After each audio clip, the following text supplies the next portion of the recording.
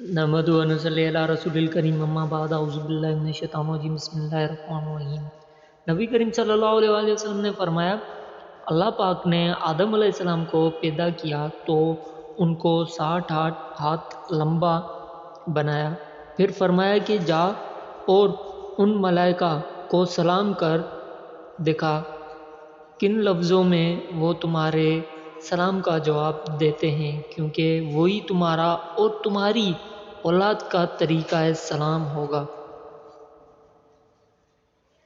آدم علیہ السلام گئے اور کہا السلام علیکم، فرشتوں نے جواب دیا سلام علیک ورحمۃ اللہ۔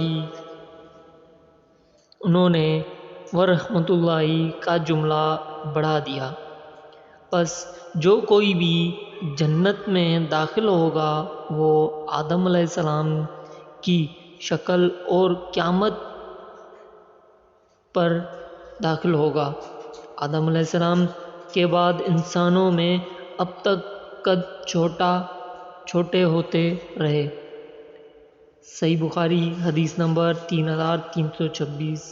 دوستو اس ویڈیو کو ثواب کی نیت سے شیئر کریے گا، سبسکرائب کریے گا اور لائک ضرور کریے گا۔